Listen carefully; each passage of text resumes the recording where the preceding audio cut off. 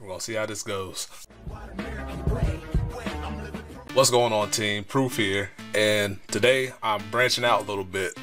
I want to try and do some videos on AL4, kind of giving my thoughts and opinions on the cards that I go through, and I decided to employ the use of the wiki here, just because I wanted to make this more efficient. That way I get my thoughts across clearly, and get through the cards at a relatively decent clip. So for the first clan I want to go over is Shadows, which I dabbled with as I was trying out some of the stuff that was coming out, and it's not really the case for Shadows because they had a trial deck. But when it comes to the other clans, and I'm going to try to remember to reiterate this, I'm not going to cover triggers, and I'm not going to cover the PGs either, because those are kind of there's not really much to really talk about them when it in more in depth, and it'll help save out on some time as well. And my goal, hopefully, because I know I can ramble, I'm trying to keep this under 20 minutes if I can. Try to get it around 15 if possible. So let's go ahead and hop into it. Oh, and also I'm not going to read the skills really, because I trust you to be able to read them, and then that way I don't need to spend 10-15 seconds per card reading the skills. So we're going to hop into it, and the first card is a Nightmare Painter, and I think it's a pretty okay card.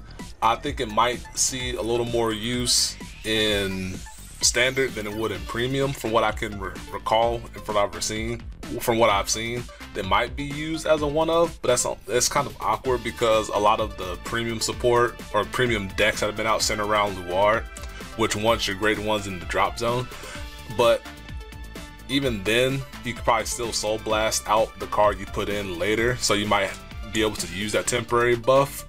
However, at the same time, you already have Eagle, which becomes an 11k when it's placed down. So forget what I just said there. I don't think this card's really going to be seen much of in premium, but it might have a place in standard just because you don't really need to use the graded ones that end up in the drop zone as much, so you can still have an on-demand 10k booster or attacker if you need it to. And I can see it being in like a 1-of, 2-of capacity when it comes to being placed in standard. Next we got Abyss Reuter, however you want to say it there. And I don't think this card is really that good, because your grade zeros are kind of a precious commodity. Even though you can still soul blast and replace it, you still kind of want to keep those in hand. It might be useful for fulfilling the costs for Phantom Blaster Dragon, but Shadows have a lot of other efficient means to be able to go ahead and do that I don't think you need Abyss Reuter to be able to achieve that for you. So I don't see this card making either premium or the standard cut at the end of the day. Invest Falcon, and I think this card is good. I think this card might make the cut just because being able to have a 13k booster, even though it retires itself, it kind of helps fulfill ritual on the premium side of things, where that you can call it out, it can boost an attack, make it become a 13k booster, and then it can retire itself and then help fulfill your ritual, especially when you're trying to get ritual cross requirements for Drag Abyss, I believe it is, that for every 4 grade 1s in drop, you give your front row plus 5,000 plus 10,000 power, I believe. And that's really strong, and that's really good, and that's a nice little synergy that's built into it. And I can see it kind of having a use in standard, maybe, but the standard lineup is pretty packed as it is, but there still might be some space in there to put in Invest Falcon. Overall, I think it's a good card. I would probably make myself try to use a couple of these if I was playing the deck myself. And then we got Mage of Destruction Fiddlich.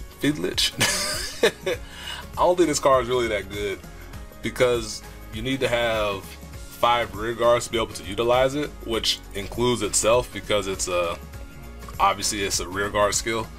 And with the way Shadows work, you're more likely than not going to have, well, that's not true, because you can very easily have a full field when you're going with Dark Dictator, but at the same time, being able, you have other better grade 2s you can use besides having Fiddlich on the board.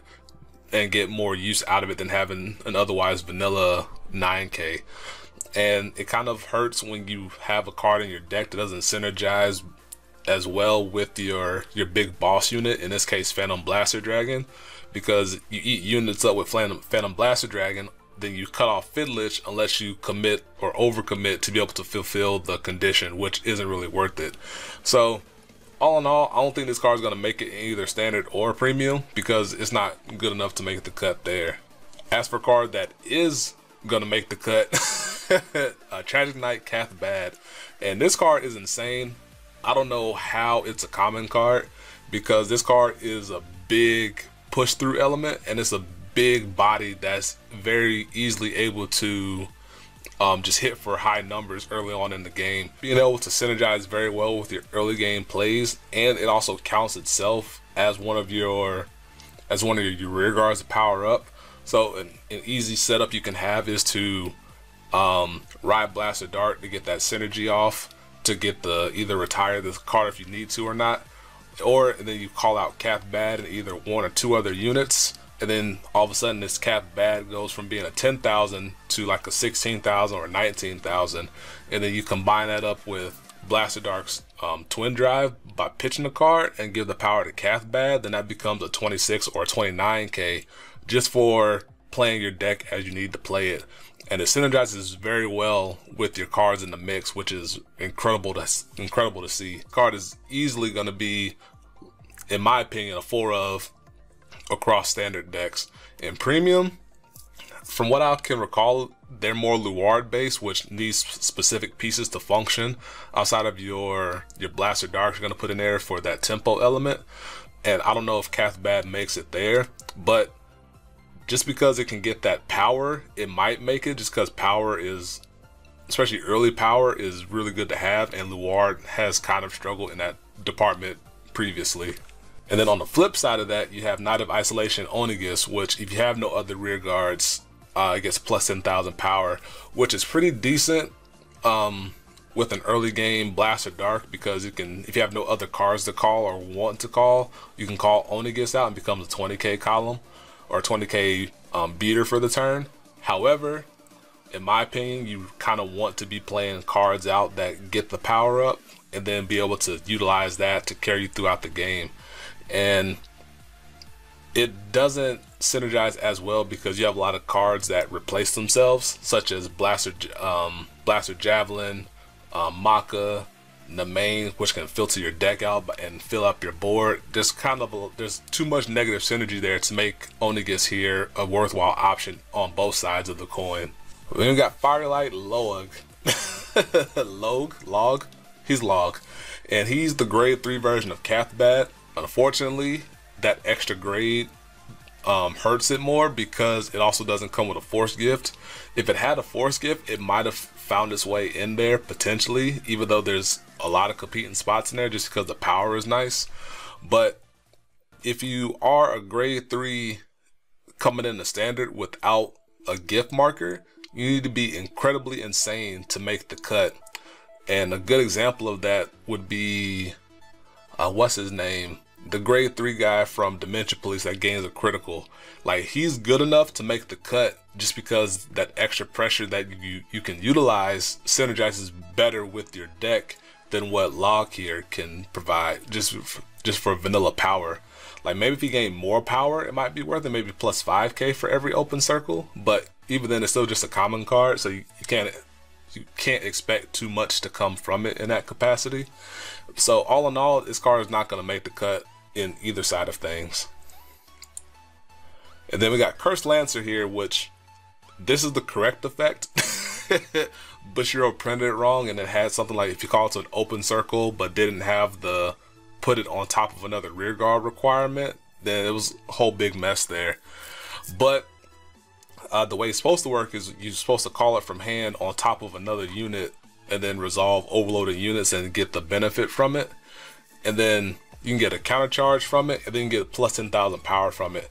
This card might be good enough to make it as a 1 or a 2 of, more likely in standard. I don't think it's going to make the cut in premium, even though it It might, just because the way kind of premium has been shaping up, has been a lot of damage denial, and I know premium shadows have been incorporating Bloodmaster, so then that way you can give yourself damage, but they go face down, and then you have the Luard starter that can give you a counter charge, but then you can also use Cursed Lancer here to get the benefit from Bloodmaster, and then call over Bloodmaster with the Cursed Lancer to get the counter charge back.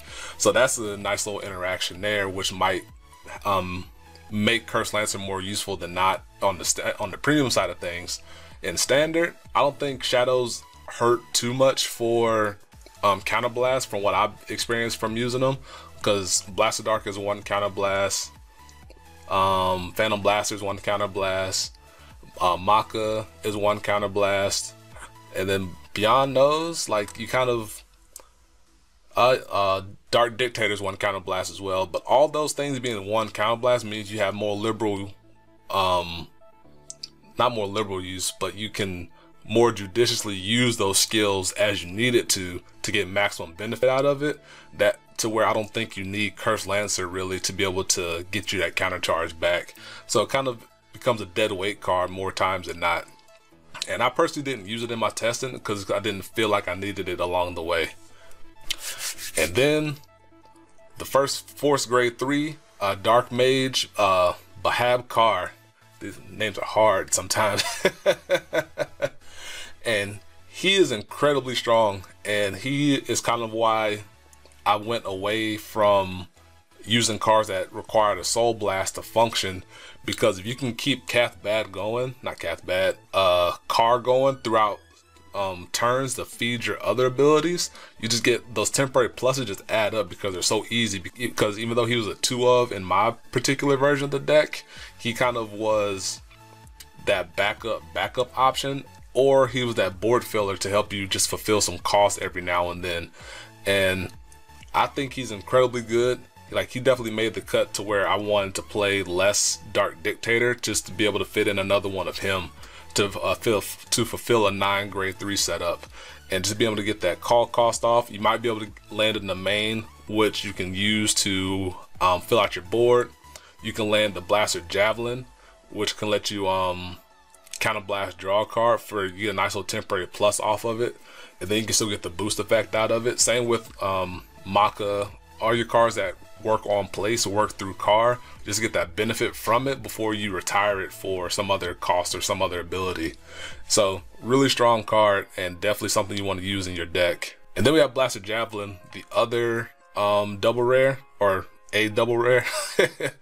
And I personally, I didn't use it in my standard deck, but I can see where it could be useful.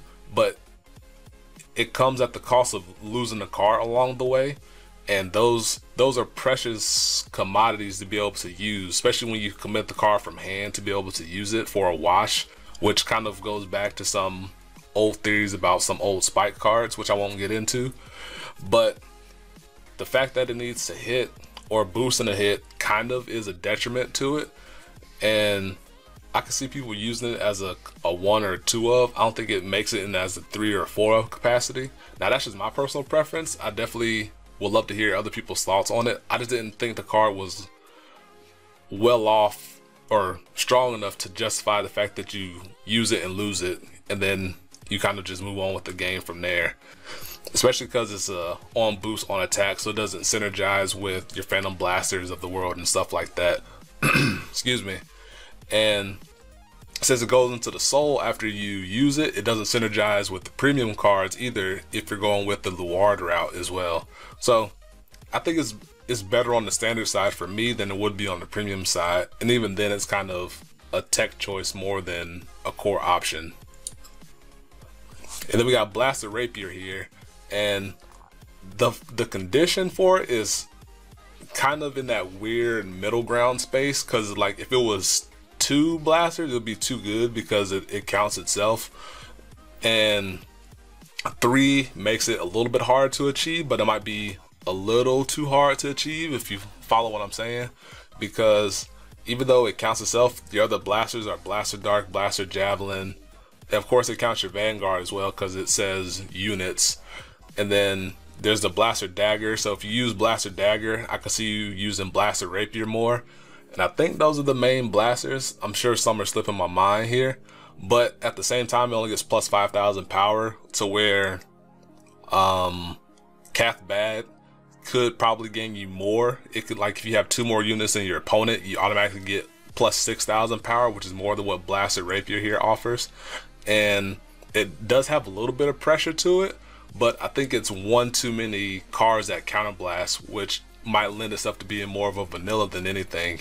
And then on top of all that, it's a 9k body, which to me, if I'm playing Force, I want to have as many 10k, or yeah, I want to have as many 10k grade 2s as I can to abuse the fact that my grade 2s are bigger than my opponents who play Excel and Protect. I think it's a pretty decent card overall.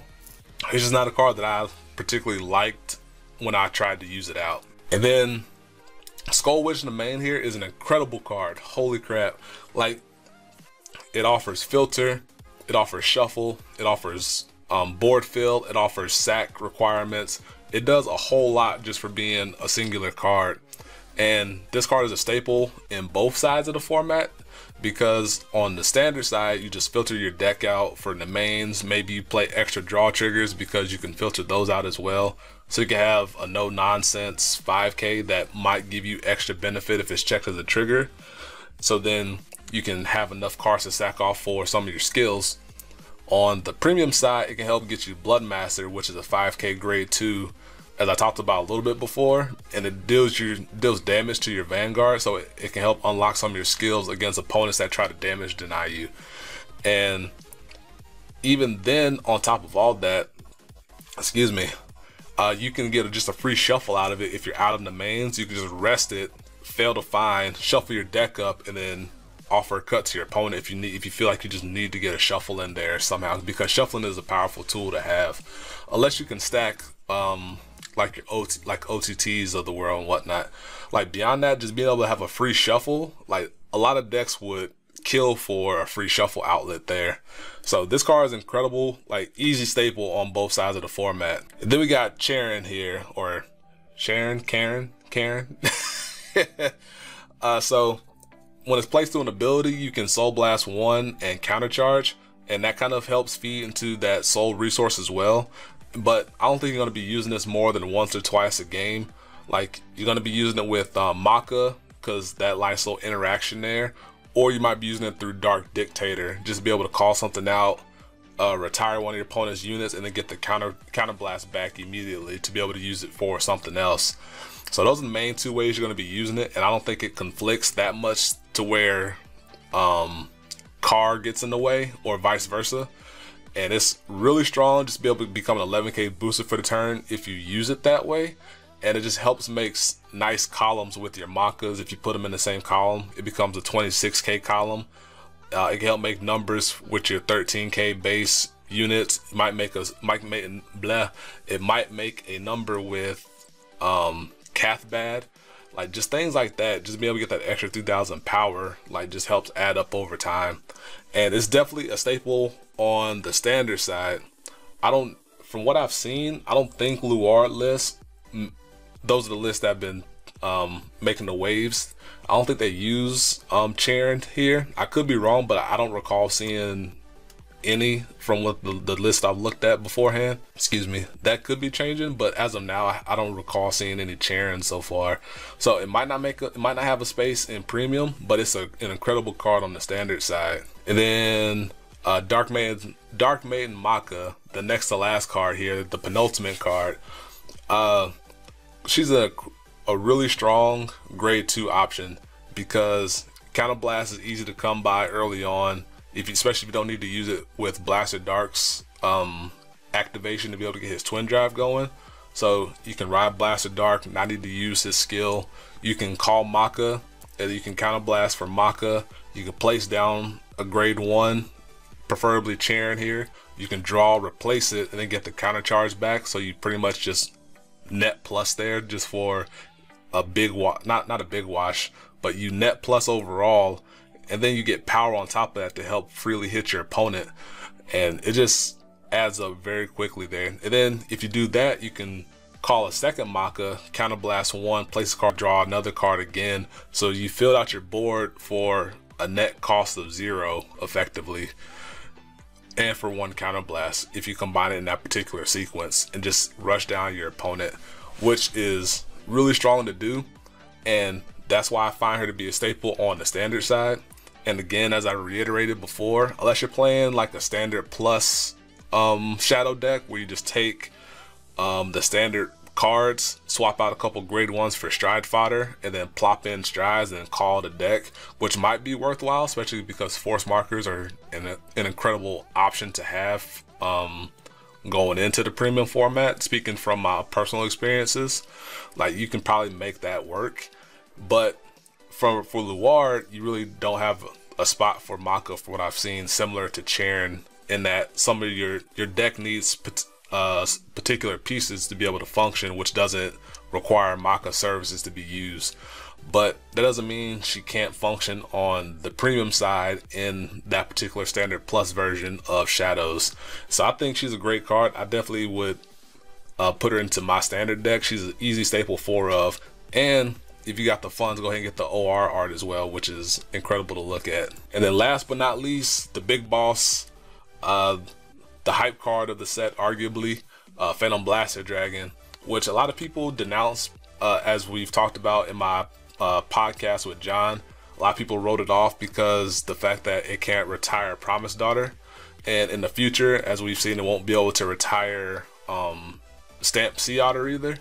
But that doesn't mean it's not a good card in its own right, because the fact that you can counterblast 1 and tempo your opponent is really strong, because those 3 cards you retire likely were free overall, or maybe a 1 card investment, so that you can retire those 3, your opponent retires 2 or 3 cards, and now you've gained plus 15 in a critical, and now you're gonna force more cards out of your opponent's hand.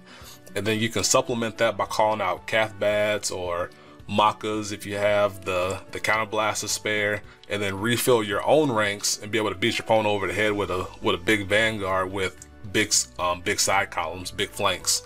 So that part of the skill I think is really strong, just because tempo is such an important thing to have in standard that they're kind of hard to come by, which is kind of why Safe Read for me personally has been a really strong tool, because it can help tempo your opponent out. So being able to do it for free without needing to hit is a really good tool to have. And then if you ride them second, you can just Soul Blast the grade 3 and then deal your opponent a damage for free if they have no rear guards, which you can achieve by doing the first part of his skill.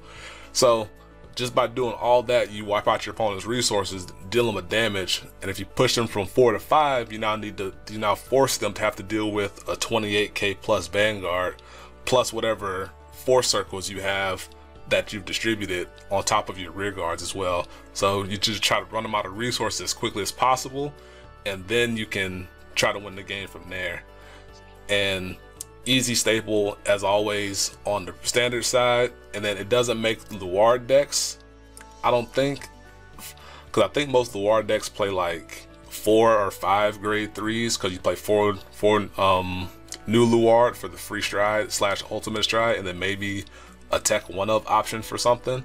But other than that, it's going to fall into more of a standard plus option, which I think, as I mentioned with before, could probably work. So that'll do it for my shadow talk. I hope you enjoy these videos, because I'm a little bit out of my element, and I'm sure you guys noticed that. But I hope you guys enjoy this. I hope to get your guys' feedback for it before I hop into the other 3 clans of the set. And yeah, that'll do it for me. So until next time, peace, be easy.